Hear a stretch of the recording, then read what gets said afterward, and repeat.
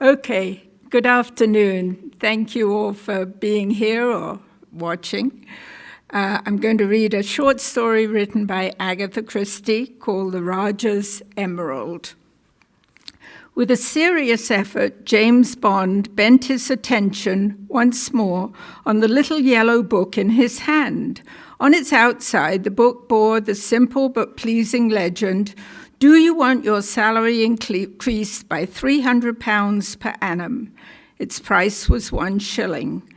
James had just finished reading 2 pages of crisp paragraphs instructing him to look his boss in the face, to cultivate a dynamic personality, and to radiate an atmosphere of efficiency. He had now arrived at subtler matter. There is a time for frankness. There is a time for discretion, the little yellow book informed him. A strong man does not always blurt out all he knows. James let the little book close and, raising his head, gazed out over a blue expanse of ocean. A horrible suspicion assailed him that he was not a strong man. A strong man would have been in command of the present situation, not a victim to it. For the 60th time that morning, James rehearsed his wrongs. This was his holiday, ha ha, sardonic laughter. Who had persuaded him to come to that fashionable seaside resort, Kimpton-on-Sea? Grace. Who had urged him into an expenditure of more than he could afford? Grace. And he had fallen in with the plan eagerly. She had got him here, and what was the result? Whilst he was staying at an obscure boarding house about 1.5 miles from the seafront, Grace, who should have been in a similar boarding house, not the same one, the proprieties of James's circle were very strict, had flagrantly deserted him and was staying, no less, at the Esplanade Hotel upon the sea front. It seemed she had friends there. Friends. Again, James laughed sardonically. His mouth went back over the last 3 years of his leisurely courtship of Grace. Extremely pleased she had been when he first singled her out for notice. That was before she had risen to heights of glory in the millinery salons at Messrs. Bartles in the High Street. In those early days, it had been James who gave himself airs. Now, alas, the boot was on the other leg. Grace was what is technically known as earning good money. It had made her uppish. Yes, that was it, thoroughly uppish. A confused fragment out of a poetry book came back to James's mind, something about thanking heaven fasting for a good man's love. But there was nothing of that kind of thing observable about Grace. Well fed on Esplanade Hotel breakfast, she was ignoring the good man's love utterly. She was now indeed accepting the attentions of a poisonous idiot called Claude Sopworth, a man James felt convinced of no moral worth whatsoever. James ground a heel into the earth and scowled darkly at the horizon. Kimpton-on-Sea. What had possessed him to come to such a place? It was preeminently a resort of the rich and fashionable. It possessed 2 large hotels and several miles of picturesque bungalows belonging to fashionable actresses and those members of the English aristocracy who had married wealthy wives. The rent furnished of the smallest bungalow was 25 guineas a week. Imagination boggled at what the rent of the large ones might amount to. There was one of these palaces immediately behind James's seat. It belonged to that famous sportsman, Lord Edward Campion, and there was staying there at the moment a house full of distinguished guests, including the Rajah of Maraputna, whose wealth was fabulous. James had read all about him in the local weekly newspaper that morning. The extent of his Indian possessions, his palaces, his wonderful collection of jewels, with a special mention of one famous emerald, which the papers declared enthusiastically was the size of a pigeon's egg.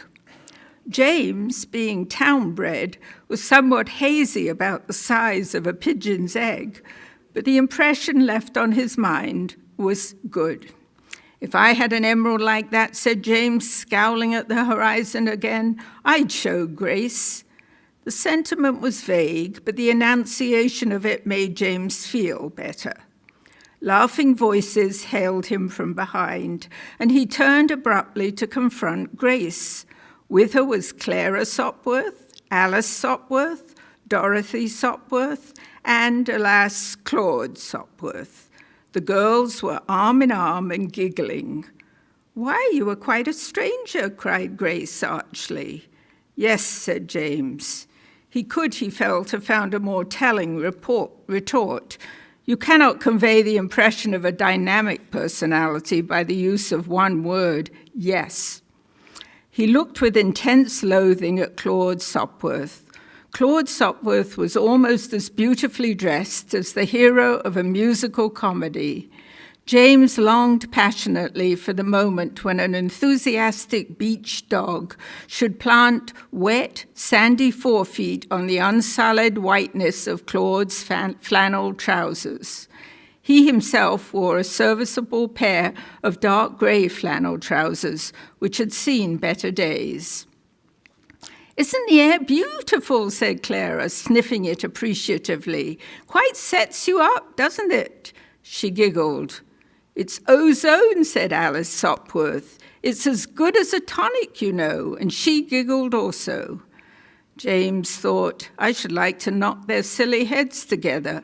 What is the sense of laughing all the time? They're not saying anything funny.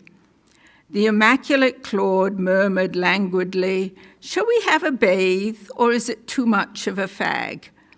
The idea of bathing was accepted shrilly.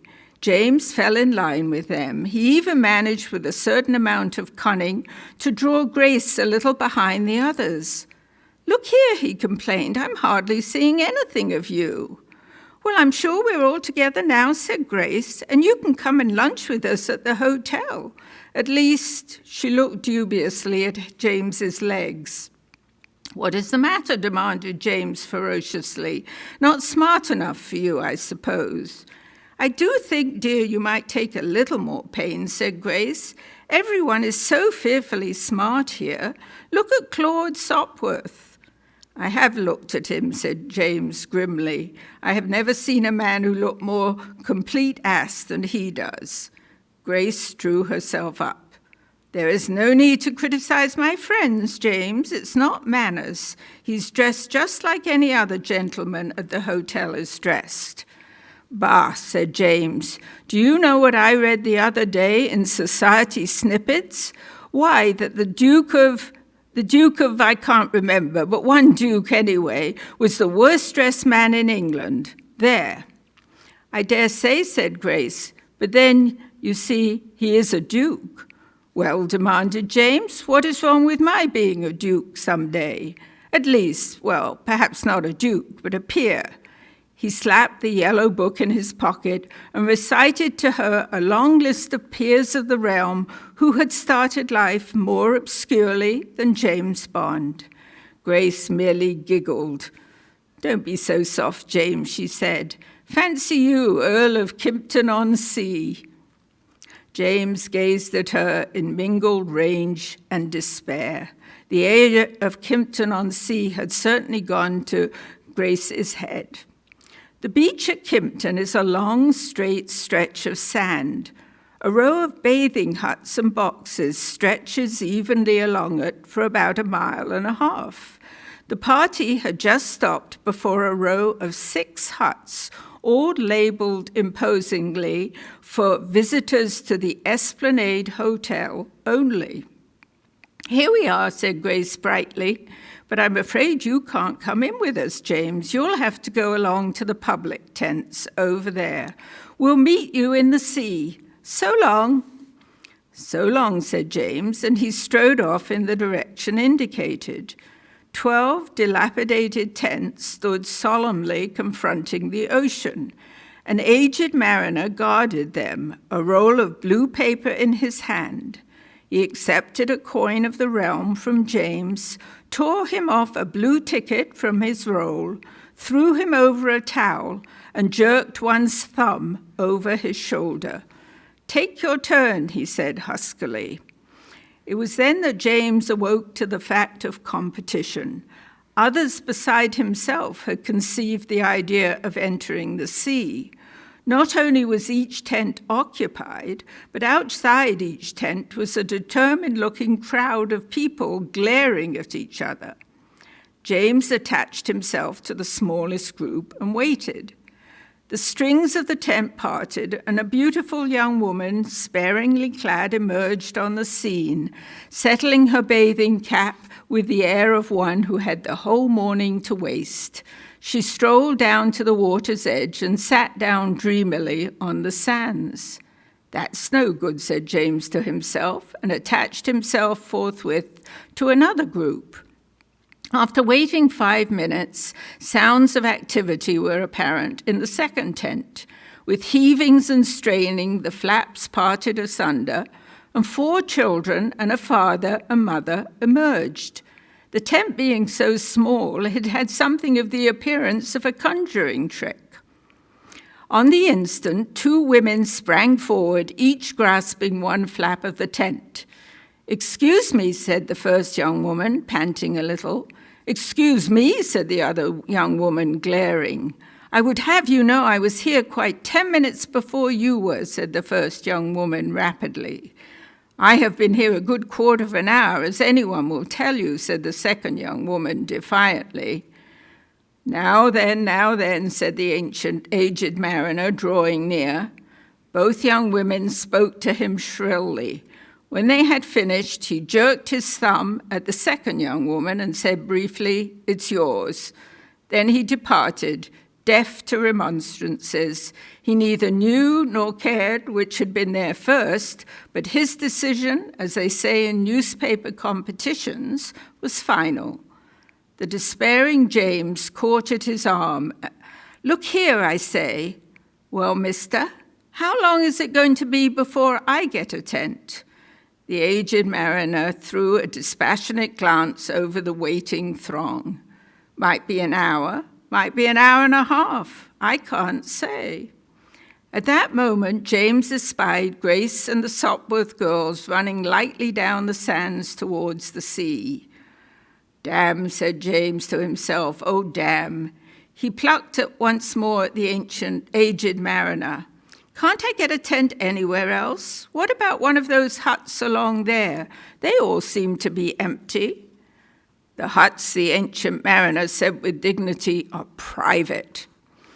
Having uttered this rebuke, he passed on.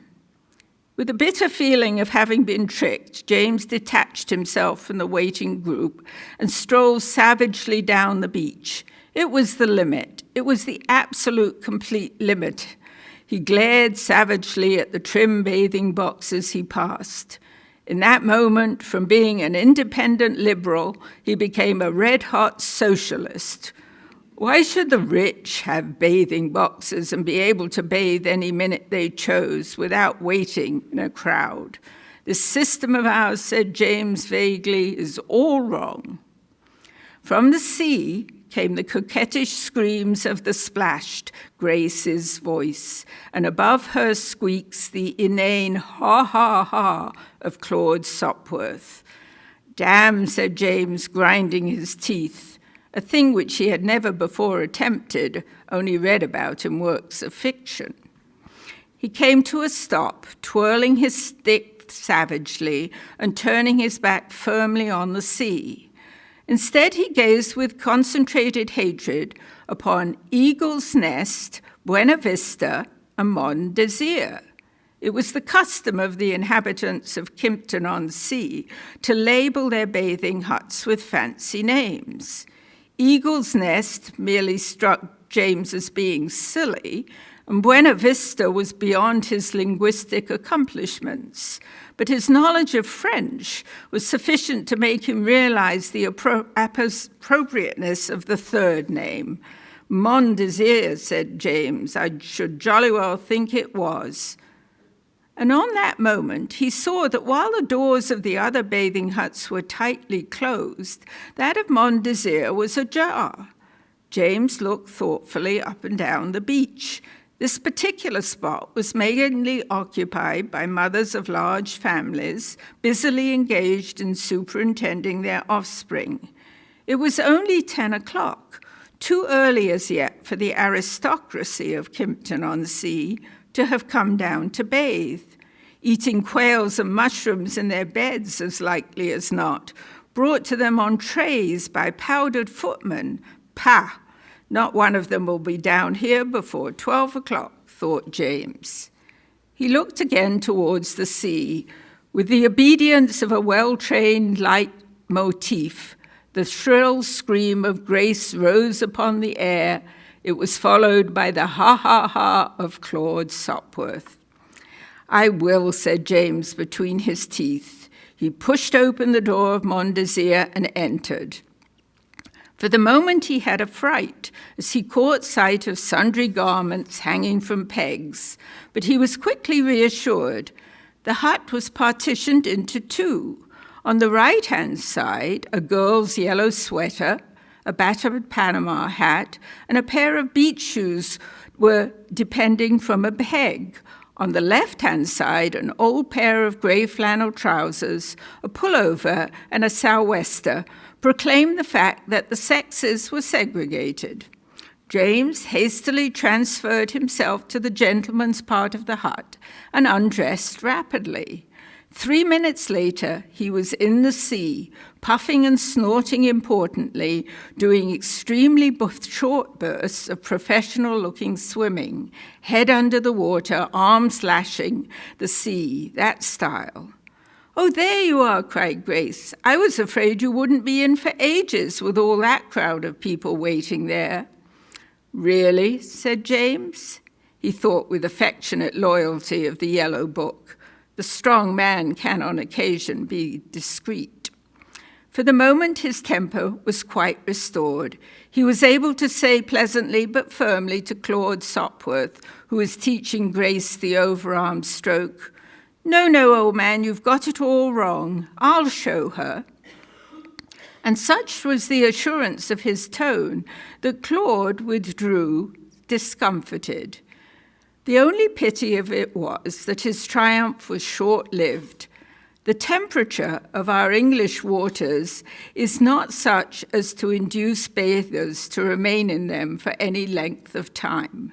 Grace and the Sopworth girls were already displaying blue chins and chattering teeth. They raced up the beach, and James pursued his solitary way back to Mon Désir. As he toweled himself vigorously and slipped his shirt over his head, he was pleased with himself. He felt, displayed a dynamic personality. And then suddenly he stood still, frozen with terror. Girlish voices sounded from outside, and voices quite different from those of Grace and her friends. A moment later, he had realized the truth. The rightful owners of Mon Désir were arriving. It is possible that if James had been fully dressed, he would have waited their advent in a dignified manner and attempted an explanation. As it was, he acted on panic. The windows of Mon Désir were modestly screened by dark green curtains. James flung himself on the door and held the knob in a desperate clutch. Hans tried ineffectually to turn it from outside. It's locked after all, said a girl's voice. I thought Pug said it was open. No, Woggle said so. Woggle is the limit, said the other girl. How perfectly foul. We shall have to go back for the key. James heard their footsteps retreating. He drew a long, deep breath. In desperate haste, he huddled on the rest of his garments, 2 minutes later saw him strolling negligently down the beach with an almost aggressive air of innocence. Grace and the Sopworth girls joined him on the beach a quarter of an hour later. The rest of the morning passed agreeably in stone-throwing, writing in the sand, and light badinage. Then Claude glanced at his watch. "Lunchtime," he observed. "We better be strolling back." "I'm terribly hungry," said Alice Sopworth. All the other girls said they were terribly hungry too. "Are you coming, James?" asked Grace. Doubtless James was unduly touchy. He chose to take offense at her tone. "Not if my clothes are not good enough for you," he said bitterly. "Perhaps as you are so particular, I better not come." That was Grace's cue for murmuring protestations, but the seaside air had affected Grace unfavorably. She merely replied, "Very well, just as you like. See you this afternoon, then." James was left dumbfounded. "Well," he said, staring after the retreating group, "well, of all the—" He strolled moodily into the town. There are 2 cafes in Kimpton-on-Sea. They are both hot, noisy, and overcrowded. It was the affair of the bathing huts once more. James had to wait his turn. He had to wait longer than his turn, an unscrupulous matron who had just arrived forestalling him when a vacant seat did present itself. At last he was seated at a small table. Close to his left ear, 3 raggedly bobbed maidens were making a determined hash of Italian opera. Fortunately, James was not musical. He studied the bill of fare dispassionately, his hands thrust deep into his pockets. He thought to himself, "Whatever I ask for, it's sure to be off. That's the kind of fellow I am." His right hand, groping in the recesses of his pocket, touched an unfamiliar object. It felt like a pebble, a large, round pebble. "What on earth did I want to put a stone in my pocket for?" thought James. His fingers closed around it. A waitress drifted up to him. "Fried plaice and chipped potatoes, please," said James. "Fried plaice is off," murmured the waitress, her eyes fixed dreamily on the ceiling. "Then I'll have the curried beef," said James. "Curried beef is off." "Is there anything on this beastly menu that isn't off?" demanded James. The waitress looked pained and placed a pale grey forefinger against haricot mutton. James resigned himself to the inevitable and ordered haricot mutton. His mind still seething with resentment against the ways of cafes, he drew his hand out of his pocket, the stone still in it. Unclosing his fingers, he looked absent-mindedly at the object in his palm. Then, with a shock, all lesser matters passed from his mind, and he stared with all his eyes. The thing he held was not a pebble. It was, he could hardly doubt it, an emerald, an enormous green emerald. James stared at it, horror-stricken. No, it couldn't be an emerald. It must be colored glass. There couldn't be an emerald of that size, unless printed words danced before James's eyes. The Raja of Maraputna, famous emerald the size of a pigeon's egg. Was it? Could it be that emerald at which he was now looking? The waitress returned with the haricot mutton, and James closed his fingers spasmodically. Hot and cold shivers chased themselves up and down his spine. He had the sense of being caught in a terrible dilemma.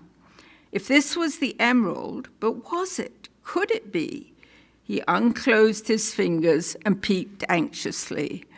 James was no expert on precious stones, but the depth and the glow of the jewel convinced him that this was the real thing. He put both elbows on the table and leaned forward, staring with unseeing eyes at the haricot mutton slowly congealing on the dish in front of him. He had got to think this out. If this was the Raja's emerald, what was he going to do about it? The word police flashed into his mind. If you found anything of value, you took it to the police station. Upon this axiom had James been brought up. Yes, but how on earth had the emerald got into his trouser pocket? That was doubtless the question the police would ask. It was an awkward question, and it was moreover a question to which he had at that moment no answer. How had the emerald got into his trouser pocket? He looked despairingly down at his legs, and as he did so, a misgiving shot through him. He looked more closely. One pair of old grey flannel trousers is very much like another pair of old flannel trousers. But all the same, James had an instinctive feeling that these were not his trousers after all. He sat back in his chair, stunned with the force of the discovery. He saw now what had happened. In the hurry of getting out of the bathing hut, he had taken the wrong trousers. He had hung his own, he remembered, on an adjacent peg to the old pair hanging there. Yes, that explained matters so far. He had taken the wrong trousers. But all the same, what on earth was an emerald worth hundreds and thousands of pounds doing there? The more he thought about it, the more curious it seemed. He could, of course, explain it to the police. It was awkward, no doubt about it. It was decidedly awkward. One would have to mention the fact that one had deliberately entered someone else's bathing hut. It was not, of course, a serious offense, but it started him off wrong. "Can I bring you anything else, sir?" It was the waitress again. She was looking pointedly at the untouched haricot mutton. James hastily dumped some of it on his plate and asked for his bill. Having obtained it, he paid and went out. And as he stood undecidedly in the street, a poster opposite caught his eye. The adjacent town of Harchester possessed an evening paper, and it was the contents bill of this paper that James was looking at. It announced a simple, sensational fact: the Raja's emerald stolen. "My God," said James faintly, and leaned against a pillar. Pulling himself together, he fished out a penny and purchased a copy of the paper. He was not long in finding what he sought. Sensational items of local news were few and far between. Large headlines adorned the front page: sensational burglary at Lord Edward Campion's, theft of famous historical emerald, Raja of Mariputna's terrible loss. The facts were few and simple.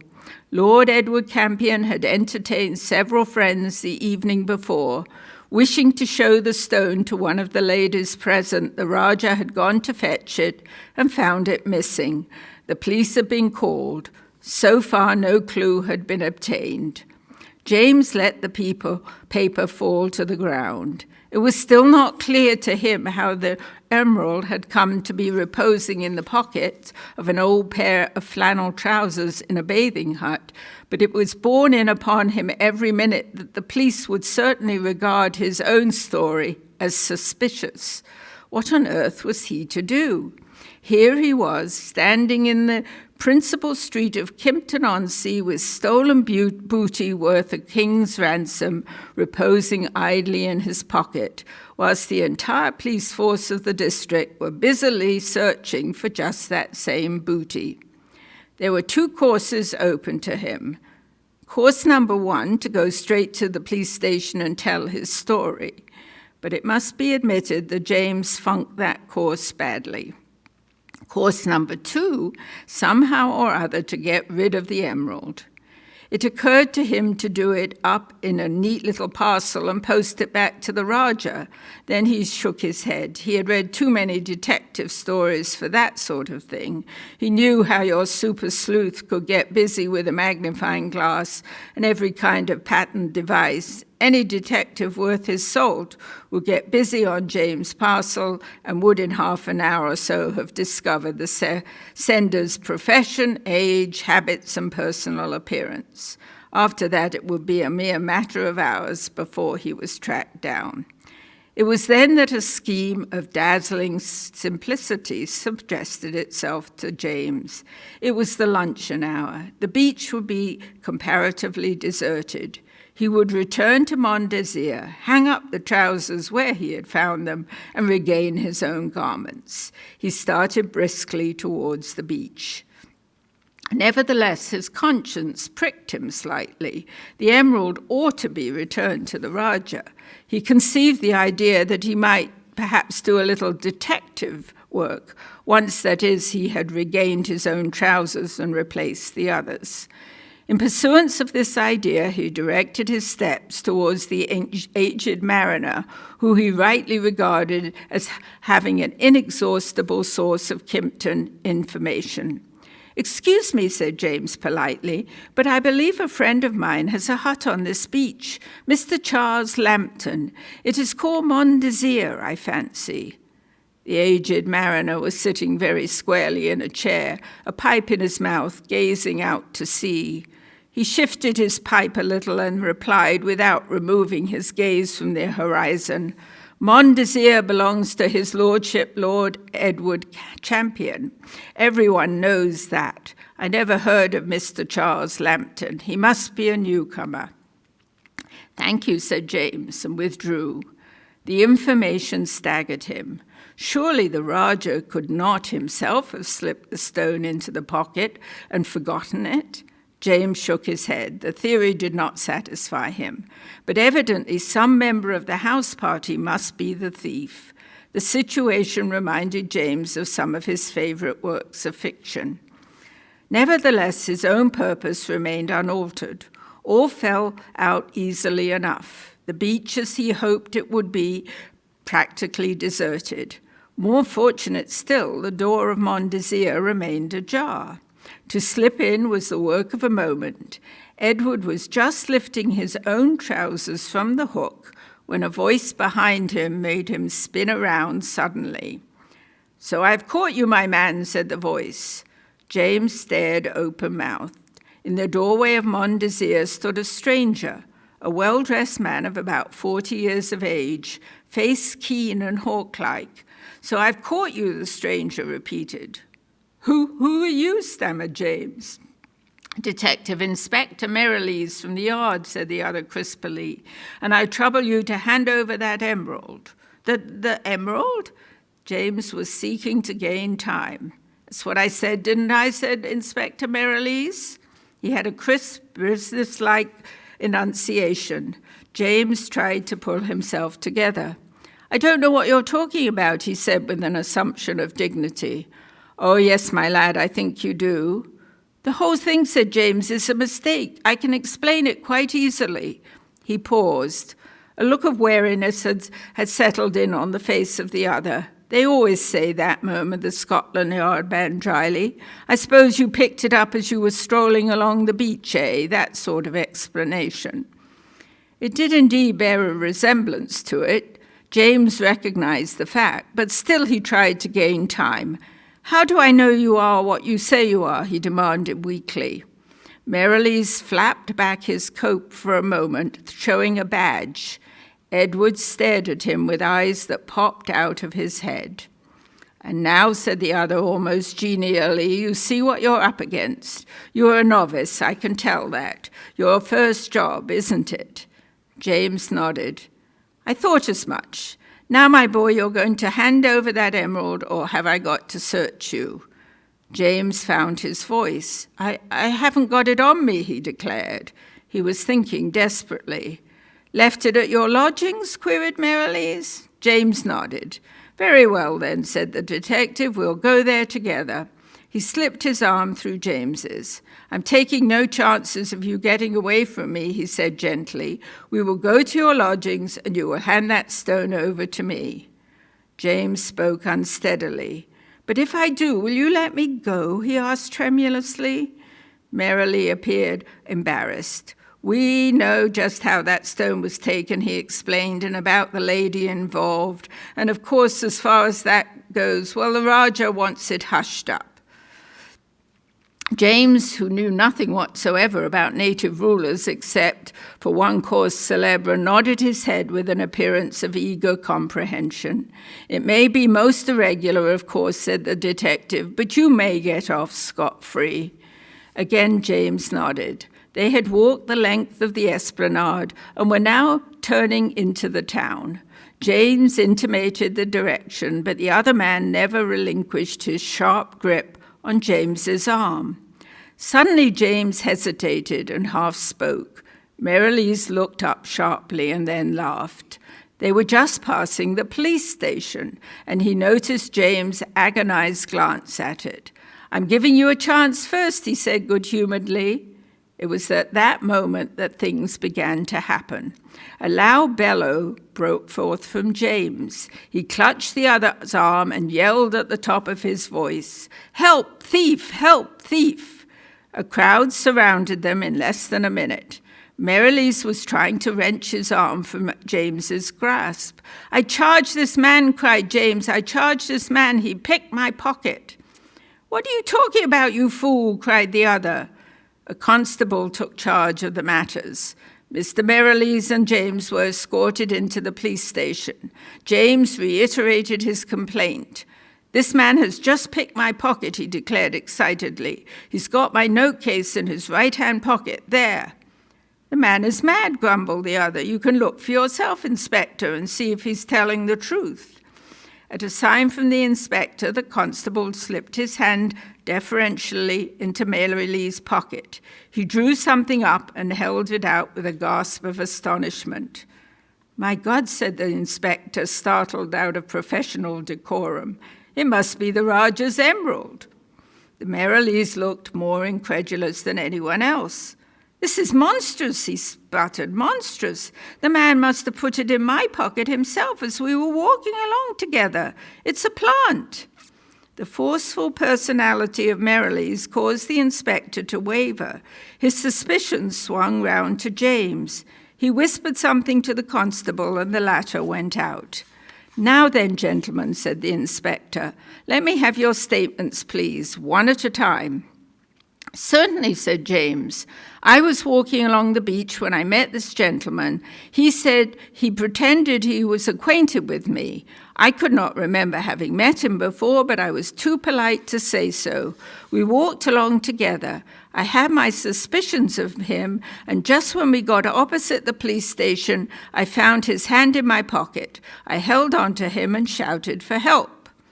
The inspector transferred his glance to Merrilies. "And now you, sir?" Merrilies seemed a little embarrassed. "The story is very nearly right," he said slowly, "but not quite. It was not I who scraped up acquaintance with him, but he who scraped up acquaintance with me. Doubtless he was trying to get rid of the emerald and slipped it into my pocket while we were talking." The inspector stopped writing. "Ah," he said impartially. "Well, there will be a gentleman here in a minute who will help us get to the bottom of the case." Merrilies frowned. "It is really impossible for me to wait," he murmured, pulling out his watch. "I have an appointment. Surely, Inspector, you can't be so ridiculous as to suppose I'd steal the emerald and walk along with it in my pocket." "It's not likely, sir, I agree," the inspector replied, "but you will have to wait just a matter of 5 or 10 minutes till we get it cleared up. Ah, here is his lordship." A tall man of 40 strode into the room. He was wearing a pair of dilapidated trousers and an old sweater. "Now then, Inspector, what is all this?" he said. "You've got hold of the emerald, you say. That's splendid. Very smart work. Who are these people you have got there?" His eye ranged over James and came to rest on Merrilies. The forceful personality of the latter seemed to dwindle and shrink. "Why, Jones!" exclaimed Lord Edward Campion. "You recognize this man, Lord Edward?" asked the inspector sharply. "Certainly I do," said Lord Edward dryly. "He is my valet, came to me a month ago. The fellow they sent down from London was on to him at once, but there was not a trace of the emerald anywhere among his belongings." "He was carrying it in his coat pocket," the inspector declared. "This gentleman put us on to him." He indicated James. In another minute, James was being warmly congratulated and shaken by the hand. "My dear fellow," said Lord Edward Campion, "so you suspected him all along, you say?" "Yes," said James. "I had to trump up the story about my pocket being picked to get him into the police station." "Well, it's splendid," said Lord Edward. "Absolutely splendid. You must come back and have lunch with us. That is, if you haven't lunched. It is late, I know, getting on for 2:00. "No," said James, "I haven't lunched, but—" Not a word, said Lord Edward. "The Rajah, you know, will want to thank you for getting back his emerald for him. Not that I have quite got the hang of the story yet." They were out of the police station by now, standing on the steps. "As a matter of fact," said James, "I think I should like to tell you the true story." He did so. His lordship was very much entertained. "Best thing I've ever heard in my life," he declared. "I see it all now. Jones must have hurried down to the bathing hut as soon as he had pinched the thing, knowing that the police would make a thorough search of the house. That old pair of trousers I sometimes put on for going out fishing. No one was likely to touch them, and he could recover the jewel at his leisure. Must have been a shock to him when he came today to find it gone. As soon as you reappeared, he realized that you were the person who had removed the stone. I still don't quite see how you managed to see through that detective pose of his, though." A strong man, thought James to himself, knows when to be frank and when to be discreet. He smiled deprecatingly whilst his fingers passed gently over the inside of his coat lapel, feeling the small silver badge of that little-known club, the Merton Park Super Cycling Club. An astonishing coincidence that the man Jones should also be a member. But there it was. "Hello, James." He turned. Grace and the Sopworth girls were calling to him from the other side of the road. He turned to Lord Edward. "Excuse me a moment." He crossed the road to them. "We're going to the pictures," said Grace. "Thought you might like to come." "I'm sorry," said James. "I'm just going back to lunch with Lord Edward Campion. Yes, that man over there in the comfortable old clothes. He wants me to meet the Rajah of Mariputna." He raised his hat politely and rejoined Lord Edward.